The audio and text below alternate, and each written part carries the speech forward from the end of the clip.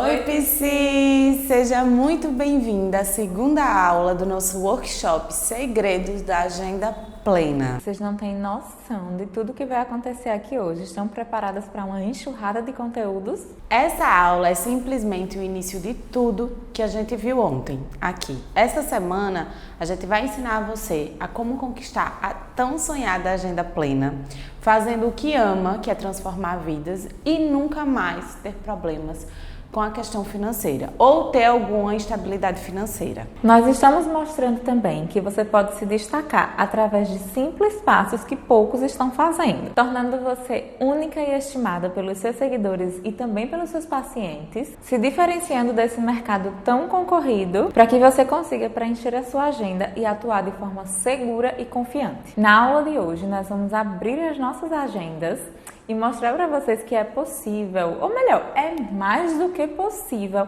você ganhar mais de R$10.000 por mês vivendo exclusivamente da clínica em psicologia. A gente também vai falar hoje aqui sobre linha editorial de conteúdo.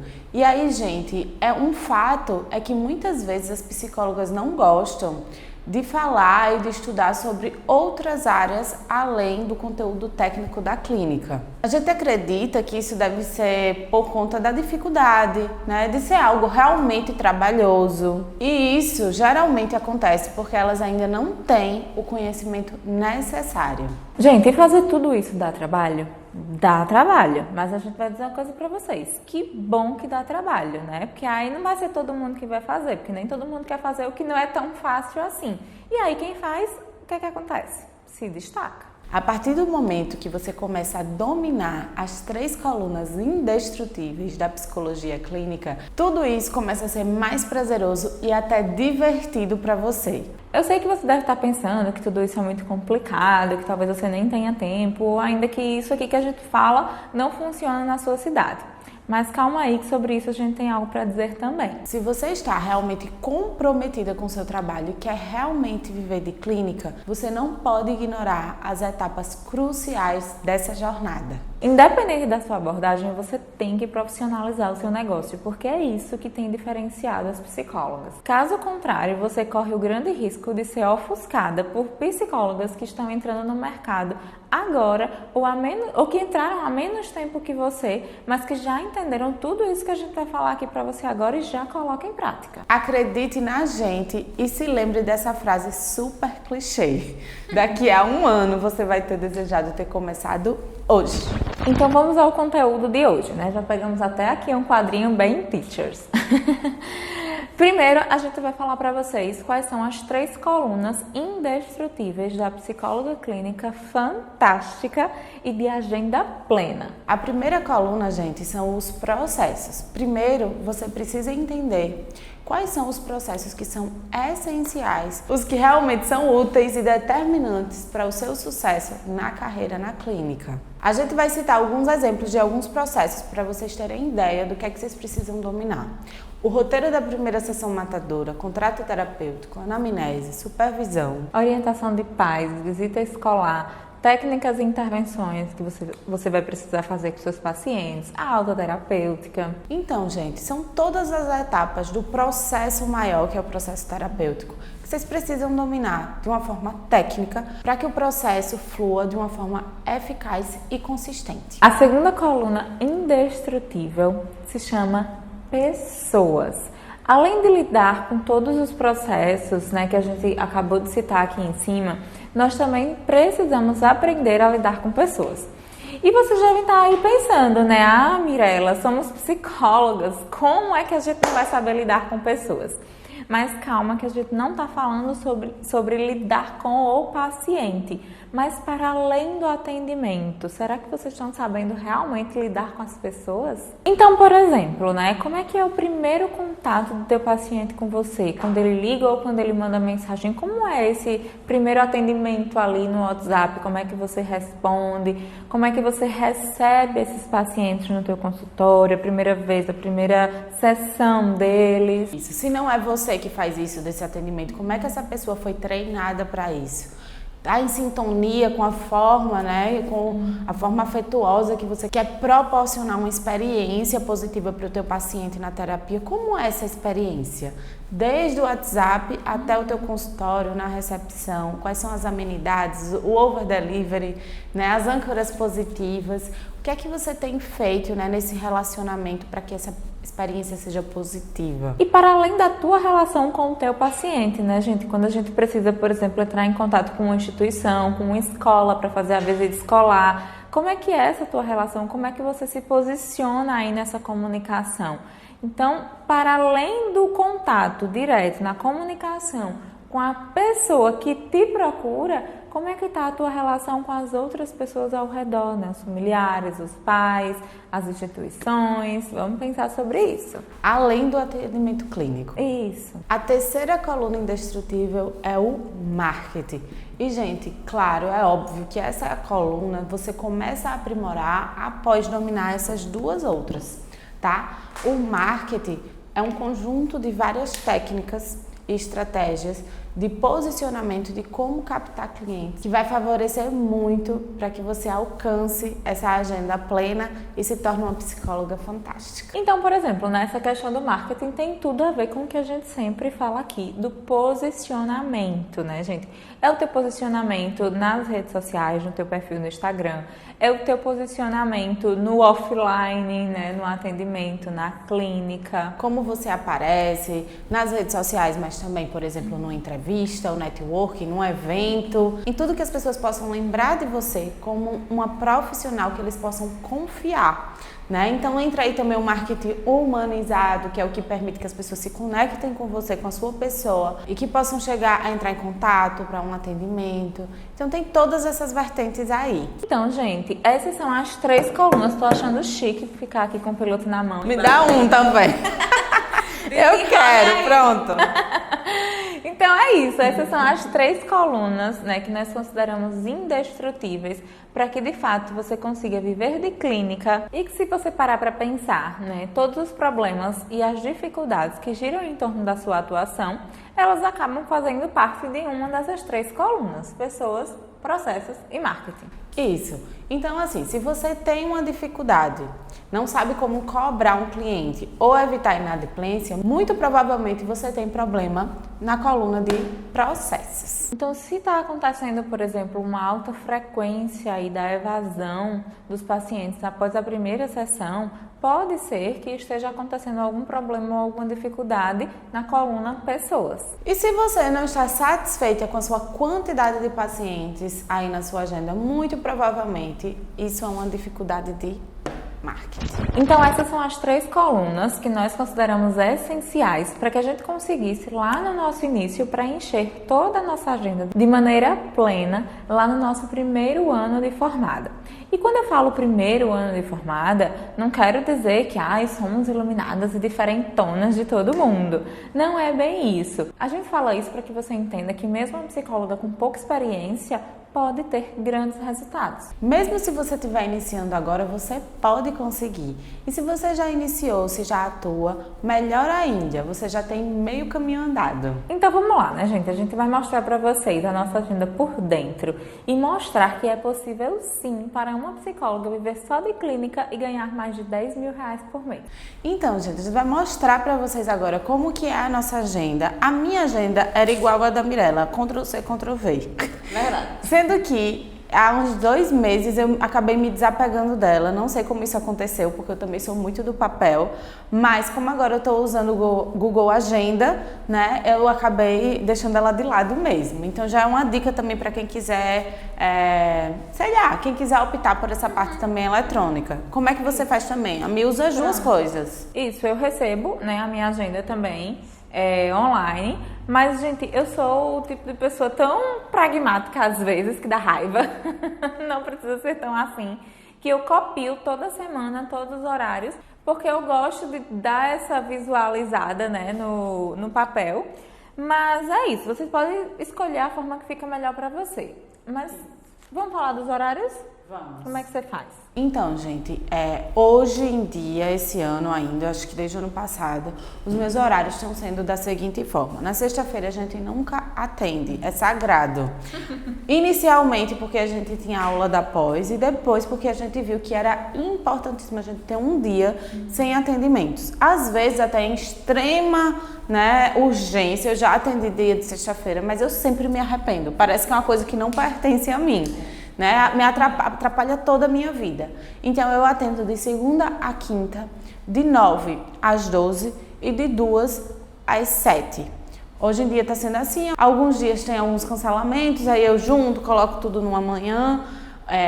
O meu objetivo ainda esse ano é ficar ainda com mais uma manhã livre, para não ficar, porque às vezes fica difícil fazer alguma coisa da vida pessoal só na sexta-feira.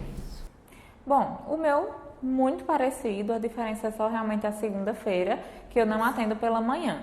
E aí eu estendo às vezes à noite, por exemplo, vou até 8, 8h30 da noite, a depender da hora que eu começo, né? Isso é até uma coisa que eu tenho feito para conseguir acrescentar mais pacientes, que é colocar horários quebrados. Então, se eu quiser ir até 8 para não ficar até 9, de 8 às 9, às vezes eu começo de 1h30 e vou até 8h30. Gente, e uma coisa importantíssima, que faz parte justamente daquela coluna pessoas que a gente falou agora há pouco, que é a forma como você vai lidar.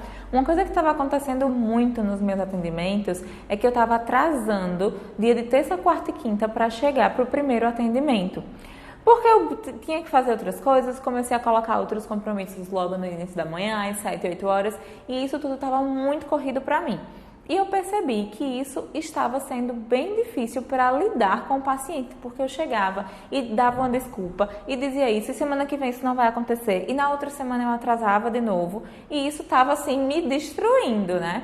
Então, eu acabei optando por atrasar 30 minutos do meu atendimento e perder meia hora de almoço. Então, hoje, pela manhã, eu atendo com horários quebrados e vou até 12h30. Eu sei que eu volto às 2 e isso acaba reduzindo o meu horário de almoço, mas foi uma opção que eu fiz para que eu conseguisse suprir aquela questão que estava realmente me desgastando demais por conta das minhas manhãs que estavam mais corridas. Outro ponto importante, gente, é o seguinte. Por exemplo, eu atendo de 9 às 12. O horário das 8, teoricamente, está livre. E eu poderia, sim, atender também.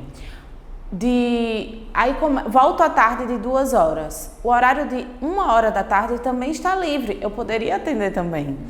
Eu vou até às 7. O horário de 7 às 8 também está livre, eu poderia atender também. Então, o que é que acontece? A importância da gente ter a agenda fechada nos horários que a gente se propõe a atender, em horários fixos, tá? Com limites. Porque esses outros horários, se a gente abarrotar a nossa agenda, né, de atender de 8 às 8 da noite com uma hora de almoço, primeiro que você não aguenta, né? Você não vai aguentar dá um tilt aí. fazer isso todos os dias. Isso aí é extremamente não aconselhável, né? Mas vou trazer ainda um outro olhar. Às vezes a gente tem algumas urgências, alguns atendimentos extras, com pais, mães, visita escolar que precisa ser naquele dia, enfim, com familiares. E a gente precisa, ou então algum paciente que desmarcou e precisa realmente naquela semana antes de passar para outra.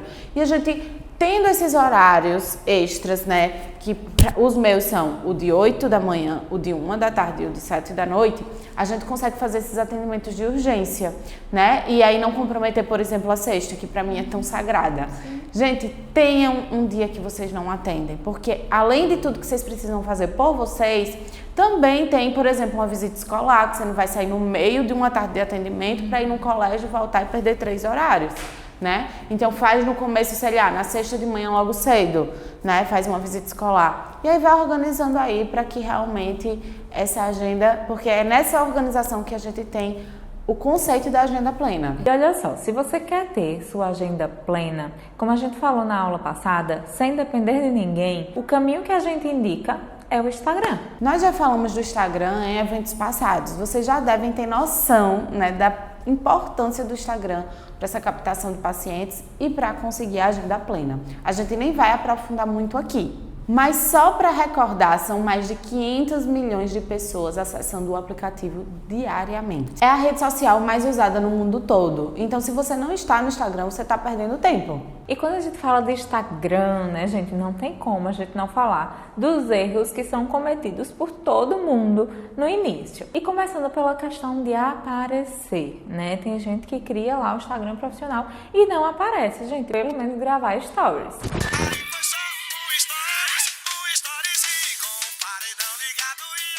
Outro erro é fazer o conteúdo quando dá, quando tem inspiração, quando vem uma iluminação divina. Ou então fazer um conteúdo assim, aleatoriamente, sem olhar para sua persona, sem ter uma estratégia coerente.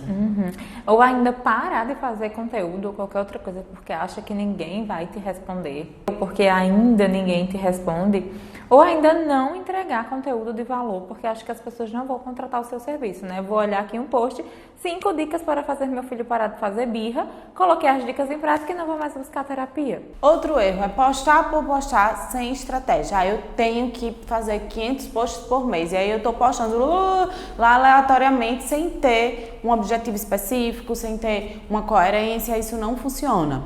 Copiar conteúdo dos outros ao pé da letra. Gente, cópia é muito diferente de inspiração e de referências. Vocês precisam ter isso em mente. E por fim, um erro muito comum é não colocar a sua personalidade, não ser autêntica, não ser genuína. Palavras tão lindas e tão repetidas por a gente, porque realmente é o que a gente prega. Você vai precisar ter um branding, certo? Desenvolva a sua marca e se posicione a partir dela. Antes de ir para a linha editorial, vamos entender os formatos de postagens diferentes no Instagram e para que cada uma delas servem. Basicamente, cada uma tem um formato diferente e um objetivo específico. Isso, vamos começar entendendo a foto, por exemplo, né? Quando você posta uma foto sua, ou você com alguém, ou até uma foto do seu consultório, geralmente você quer conectar, né, com a outra pessoa. Você vai contar uma história, você vai contar suas experiências, vai contar erros, vai contar acertos. As artes ou montagens, geralmente elas respondem coisas que as pessoas querem saber. Soluções para a vida daquelas pessoas, fala sobre os desejos, sobre os sofrimentos, e nisso você vai aproveitar para gerar um conteúdo importante para aquela pessoa ver aquela arte e pensar assim, poxa, né, como isso contribuiu para a minha vida. É algo que precisa acrescentar na vida da pessoa de alguma forma. E aí, essa arte ela precisa estar em sintonia com o seu posicionamento, com o seu branding, com a sua identidade visual. Hoje em dia a gente tem o Canva, mas também já tem várias outras ferramentas, né, que facilitam a vida aí de todos os profissionais que não são designers, mas precisam ser um pouquinho de designer, né, para poder colocar em prática aí essa vida de criador de conteúdo. Então, usem e abusem dessas ferramentas aí. O post do feed em formato de carrossel, né, que são várias imagens que podem ser as artes, como a Lara falou, ou as fotos, como eu falei, geralmente são posts que geram muito salvamento, né, porque as pessoas querem pegar aquele post e guardar no bolso. É um post que eles podem voltar para ver. Geralmente são posts com dicas, com listas de coisas, onde vocês podem aprofundar os conteúdos em cada imagenzinha que você vai postar. Os vídeos de 1 minuto chamam a atenção para um assunto onde rapidamente você quer passar a sua visão de uma forma prática. Você pode usar para passar tutoriais, dicas rápidas ou até para motivação. Você não precisa se apresentar e você pode patrocinar esses vídeos e trazer mais pessoas para o seu perfil. O IGTV, você vai usar eles para você criar a sua autoridade, você vai defender a sua bandeira ali com mais calma. Lembrando que não vai existir um vídeo curto ou um vídeo longo, vai existir um vídeo chato e um vídeo legal, então se organizem. É muito importante você lembrar da capa desse vídeo, porque é o que vai ficar no feed. E os 15 primeiros segundos, eles precisam chamar a atenção da sua audiência para que eles permaneçam assistindo até o final. Gente, e os stories, né? O nosso tão amado formato, né? Que cria laços com a sua audiência. Ali você vai se posicionar, você pode compartilhar a sua rotina. É onde você vai ter a dúvida do que postar do profissional e do pessoal. E aqui a gente diz, de fato, tente humanizar o máximo, né, os stories. Esse formato é propício para isso. Use e abuse das ferramentas que o Instagram te proporciona para engajamento, né? As caixinhas de perguntas, as enquetes, os testes, tudo que faça o teu público clicar ali na telinha e interagir com você. Peça a opinião da sua audiência, né? Mostre as coisas boas, né? O produto final dos teus projetos, mas também compartilhe os processos. As pessoas querem acompanhar isso aí, o making of, o que é que está por trás, os perrengues, quando aquele perrengue já estiver resolvido. Gente, o Reels, né, que são aqueles videozinhos rápidos que a gente vai passando, eles são uma ferramenta muito poderosa para alcançar quem não te segue, porque ele dá realmente esse alcance para muitas pessoas e você pode começar a criar, né, uma pasta e salvando de inspirações para você à medida que você vai olhando o explorar. Outros Reels podem servir de inspirações para você. E neles você pode dar sugestões, dicas rápidas, fazer algumas ironias, ensinar tutoriais e nunca ridicularize o seu público em troca de curtidas, tá, gente? Ou de visualizações ou de alcance do que você quiser dentro do seu Instagram.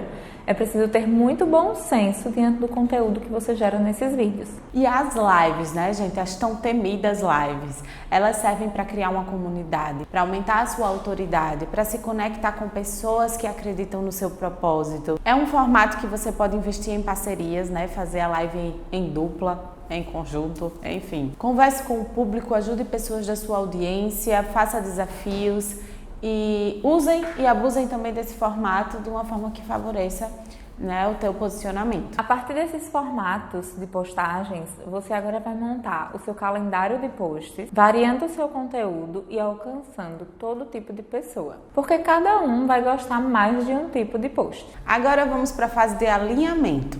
Essa é a hora da gente fazer uma descrição do nosso nicho, do nosso subnicho. A ideia é que você possa fazer um estudo aprofundado, pegar os dados, as dores, os desejos, os dados demográficos, tudo que você puder. Quanto mais informações você tiver, melhor. Se certifique que você estudou bem, que você sabe o suficiente. Depois você vai fazer uma tarefinha, que pra gente é uma das tarefas mais libertadoras que existe. Porque aí quando a gente faz essa tarefa, esse exercício, a gente dá mais asas para a nossa criatividade. No final, vocês vão entender melhor o conteúdo de vocês. Então, pra gente, essa é uma tarefa extremamente importante. Você fazer ele bem feito vai fazer total diferença no método longo das fases, mas também no resultado de vocês. É exatamente esse exercício que a gente faz para gerar conteúdo para vocês. E que danado de exercício é esse? É a linha editorial. Primeiro, você vai listar as 10 dores da sua persona. Não são 3 dores, não são 9 dores, não são 11 dores, são 10 dores. E por que 10, né? Porque se a gente falasse só assim, liste as dores da sua persona, ia ter gente que ia fazer 2, outras 5, outras 30 dores. E aí, ia ter gente que ia demorar um dia para fazer isso, ia ter gente que ia demorar um mês para fazer isso. E a nossa ideia aqui é dar um método ajustado passo a passo. E a gente precisa que você peça em 10 dores, mas não é qualquer dor. Você precisa entender o conceito da régua de dor. Magicamente desenhamos essa régua aqui para poder explicar para vocês de uma forma mais concreta, né, Mi? Isso, então vejam só, essa régua aqui, ela vai mensurar, né, as dores. A gente até colocou um exemplo aqui bem prático de uma questão física que eu tenho, que a Lara pode ter, que vocês também têm. E a gente vai dando exemplos com relação às dores do público da atmosfera, que são vocês. E aí vocês vão fazendo esse link aí pro público de vocês. Então, né, gente, aqui a gente colocou essas duas dores, a dor de cabeça e uma fratura exposta. Dois extremos, né? Isso. Com a dorzinha de cabeça, a gente toma um remédio, fica em casa, segue esperando essa dorzinha passar, né? Já na fratura exposta, você vai buscar uma urgência, porque você precisa de uma intervenção para a cura daquilo ali. Espera-se, né? Eu acredito que vocês não vão ficar em casa se tiver uma fratura exposta. Vai para o hospital, né? Vai dar certo. Então, quanto mais próxima a dor que você pensar estiver mais próxima da fratura exposta, melhor no sentido de ser mais eficaz e de ter uma necessidade maior de intervenção será essa dor. No caso, a sua lista de dores aqui perto da fratura exposta será mais consistente e eficaz para o teu perfil. Ah, Lara, mas aí eu preciso que as 10 dores seja aqui nessa categoria da fratura exposta? Não, não precisa.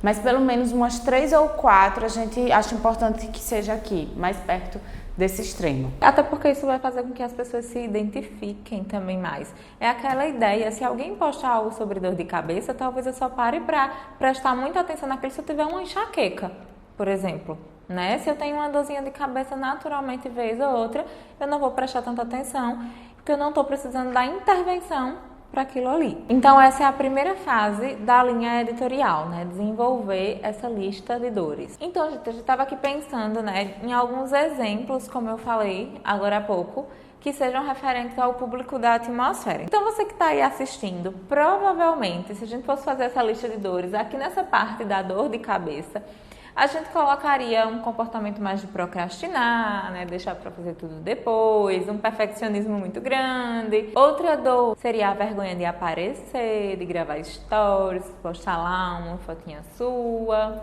Isso. E aqui na parte da fratura exposta, a gente poderia colocar não ter paciente nenhum, não ter como pagar as contas no final do mês, sair do plano de saúde ou dos convênios e ficar só na clínica. Isso aqui realmente são dores que são mais intensas para o público que a gente está se comunicando. Depois, você vai fazer o exercício de colocar temas para cada dor. Para cada dor da lista que você vai fazer, você vai escolher 3 temas. Esses 3 temas seriam 3 conteúdos que você vai oferecer o caminho que ela deve buscar, o que ela deve seguir para resolver esses problemas. E aí, então, no final das contas, você teria no mínimo aí 30 conteúdos para desenrolar e meter bronca. Vejam bem, eu tenho 10 dores e eu vou pegar cada uma dessas dores e vou pensar: o que eu posso falar para essa audiência para sanar essa dor dela ou para ajudar a sanar essa dor? Então, gente, vamos dar um exemplo aqui bem prático para vocês entenderem.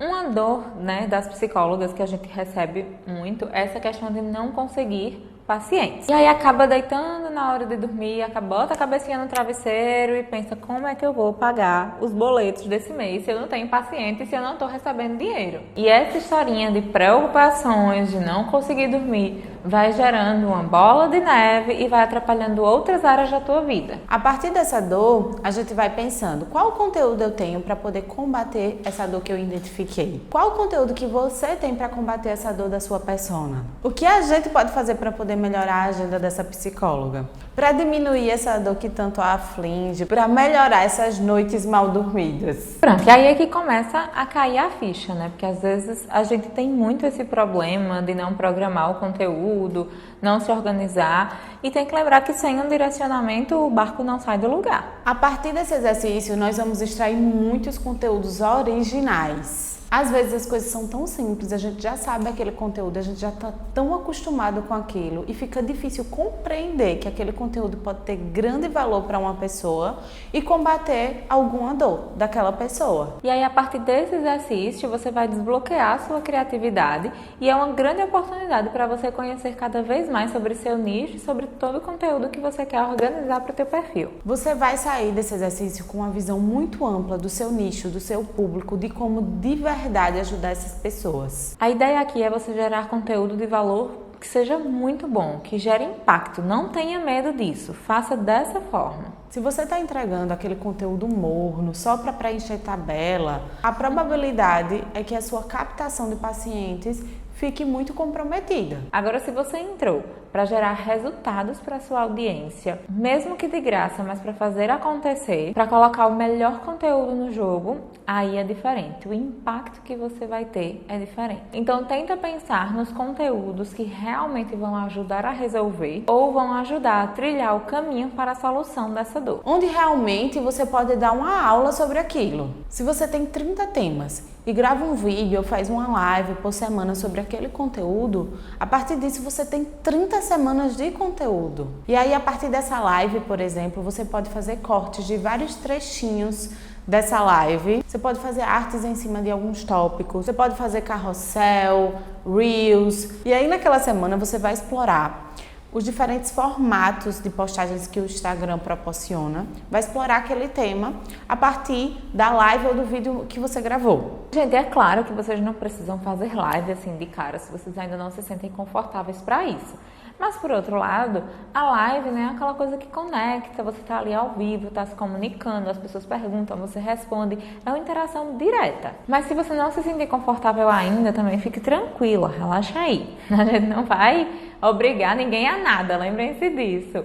Vocês podem ir gravando com a câmera do celular mesmo e ir postando no Instagram tranquilamente. Pronto, maravilha! A partir desse exercício você vai ter quase uns 6 meses de conteúdo. E quando esse conteúdo estiver no final, você vai repetir esse exercício. As dores do público têm uma tendência de mudar ao longo do tempo. E aí você vai descobrir novos problemas, novos desejos. Então, é comum quando a gente começa a escolher um público específico e depois começar a se dar conta que existem outras pessoas também envolvidas nesse público. E isso é bom, porque você sempre vai ter insumo para fazer esse exercício. Quanto mais conteúdos geramos, mais dúvidas da nossa audiência vai aparecendo. E aí vamos registrando tudo isso para gerar mais conteúdo, para poder ter referências e recursos para realizar esse exercício lá na frente. Em uma tarde que você passa desenvolvendo esse exercício, você já vai cortar aí semanas de conteúdo. E aí você vai ganhar tempo, porque se você for parar para pensar no conteúdo a cada semana, meu Deus, você vai ter sempre esse desgaste de tempo. Com esse exercício, a gente já vai se sentindo até mais preparada,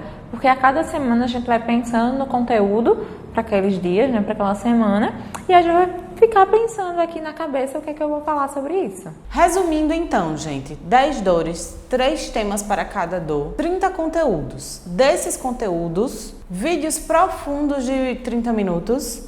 Desses vídeos profundos, extrair 7 conteúdos mais simples para preencher a semana, variando entre cortes dessa aula, reels, carrossel, artes e por aí vai. E a partir desses vídeos de conteúdo mais profundos, você vai pensar em topo, meio e fim de funil, como a gente ensinou no nosso curso completo do MCF. E aí, gente, viram como produzir conteúdo e a clínica não é um bicho de 7 cabeças? É possível sim fazer um bom trabalho para além da terapia e com pequenos ajustes nós alcançamos grandes resultados. Nós temos certeza que só com o que a gente passou hoje aqui para vocês já vão sentir uma grande diferença no seu trabalho. Mas saiba que isso é apenas a ponta de um grande iceberg, pois ainda existem vários outros processos e várias outras técnicas que você precisa dominar para ser uma psicóloga de sucesso, se destacar dos demais e levar sua clínica para outro nível, outro patamar. E como a gente já viu aqui que vocês estão perguntando pra gente se a gente tem